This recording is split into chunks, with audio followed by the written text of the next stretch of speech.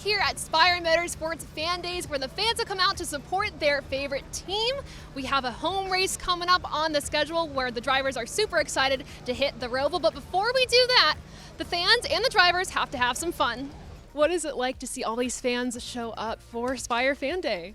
Yeah, it's cool. This is my second fan day of the year. The last team I drove for had it Coke 600 weekend, so somehow I got into two of them this year. But yeah, pretty cool to be here at Spire Motorsports. Obviously, been here the past few weeks or at least a month now. So yeah, just trying to figure out the growth of the company. It's been awesome, and seeing of our loyal fans. So yeah, pretty cool. Yeah, I mean, obviously my first year at Spire Motorsports, but to see them get this new building for one, and like what they're doing with it. I rolled up and I'd seen a Ferris wheel. I had seen my itinerary on the dunk tank, which I'm not super pumped about, especially when I walked in and it was kind of cold this morning. So it kind of just might be a cold plunge, but regardless, it'll be a lot of fun. Can't wait to see all these fans and sign some cool stuff. Yeah, we did this Coke 600 weekend to kind of showcase and show off the building more than anything, and so that was fun. But being able to do this the second time and have some different things. They have a Ferris wheel and everything. So, but it's cool seeing fans show up and get their autographs and have T-shirts or custom built die casts or whatever they have.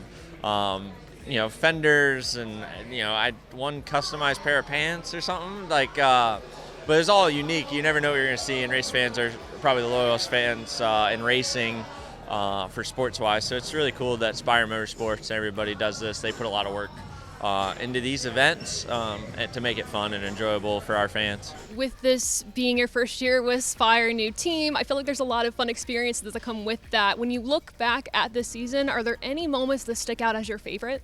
Yeah, the dunk tank definitely won't be one.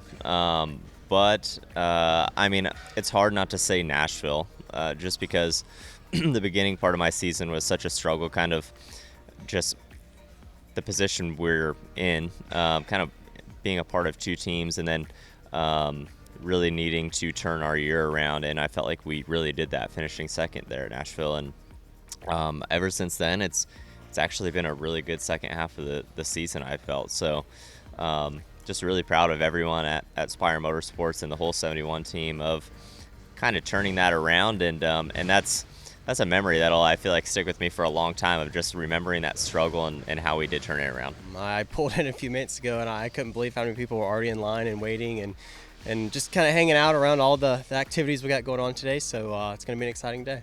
Zane Smith mentioned a dunk tank. Are you partaking in that? I am, yeah. That's the one I think everybody's looking forward to the most. I've never actually been in a dunk tank, so this will be my first experience. Are you excited or terrified for the dunk tank out there? I haven't seen it, so I haven't gotten too worried about it. Luckily, I'm like second to last. I'm hoping nobody plays games with the water or anything. That's what I'm probably most scared of. I'm not scared of the dunk tank. I'm just scared of everybody around here. It's that family tight atmosphere that everybody gets really comfortable with one another, that they're willing to do a lot more things to you to make a laugh. But luckily, I'm like second to last, so either everybody will be burned out, or their throwing arm will be wore out, or everybody will just get tired of it. What activities are you looking forward to today? Not the dunk tank. So, yeah, I think that's the only one I'm signed up for. But yeah, it's going to be a little cold out there. I think the water's going to be a little cold, so are you prepared for that? Yes, and I think one of the guys told me they were going to purposely make it even colder, so that's going to be even more fun. So probably going to be freezing out there. So that might not be fun to be super freezing, but really fun to interact with all these fans. Have you had a favorite fan interaction this year?